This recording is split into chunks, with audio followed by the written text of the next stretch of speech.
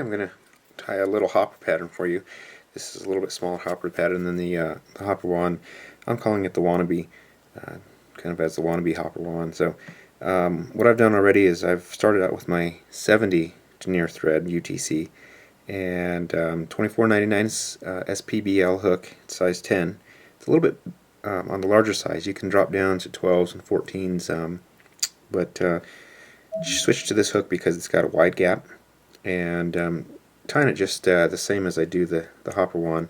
What you got to do is you got to get that and pierce that foam, get it right in the center, and pierce the foam, bring it up, and then start off just like we normally would with a regular hopper.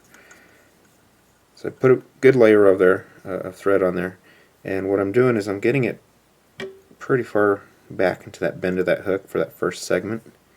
Bring it up, and again I'm using UTC 70 on this. The 140 is a little bit thick, and since you have less space to work with on the hook shank, don't want to crowd it with thread.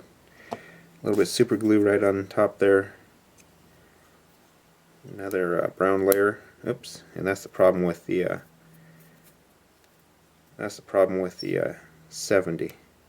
But with the super glue, everything's sandwiched in there, so it's not going to come out. It's glued on there, so it shouldn't be too much of an issue. Okay, just cut that off. Sneak in between.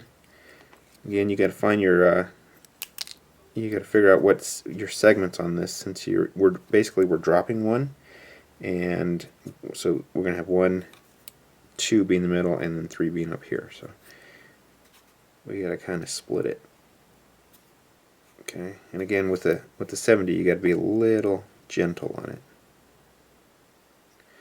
But that super glue will help hold everything together.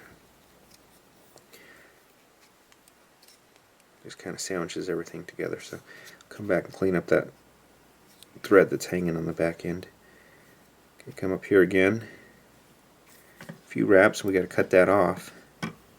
Come in here and squeeze that up as close as possible and clip. Again, I have those little nubs, is what I call them. Trim that while I'm back here. Clip those little nubs, and then cover it with that flat thread. If you have to unwind it, you can, but we want to cover this up as best possible. Okay, now again, a little bit of glue right there, just to hold everything together. Not too much, you don't want it oozing out the sides. And then a couple wraps there, just to hold it down. That glue's going to help secure it. Hop back up on the next segment, just like that. And this is where everything's going to go. If you want to, we skipped the underwing on this pattern. It's just too much bulk on it. You can put some crystal flash in there. Just put a little bit. Couple wraps there. Okay. And then deer hair, elk hair. On this one I like the deer hair. It compresses a little bit better.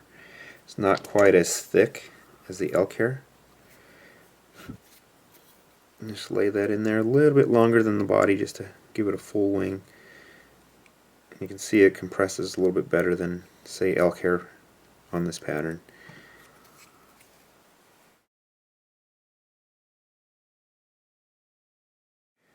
Once we put the hair on, just clip all the butts off. All that hair. If your crystal flash is long, you can cut it. You don't have to. I'm just going to cut it just a little bit shorter there. Makes everything look a little bit better. Now, as far as the legs go, we can add those. You can do different materials for those. You can do just regular brown legs or tan barred, whatever. It doesn't really matter. What I'm going to do is I'm just going to get a tan barred, just like I normally would use, and put those in. Again, you can do all kinds of different things. You can knot them and put them in there if you want. I'm just going to throw in one set on each side here.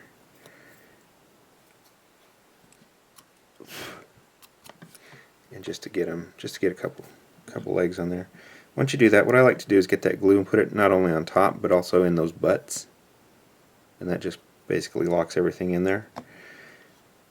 And then bring this back. You can stretch it a bit since it's going to be a little bit thicker, and put a couple wraps on it. Again, that thread's not too strong, so just a couple wraps. That foam will, or that glue will hold that foam down. Trim those if you want, just at an angle. Make sure your legs are still on there. And then with your material, I like to use, on the regular one, I like to use 4 strands. This being a little bit smaller, I'm going to drop down to 3 strands, just so it's not so big up on top. And cut those so that they're even. And then just lay it right up on top. And do that again. Make a clean cut.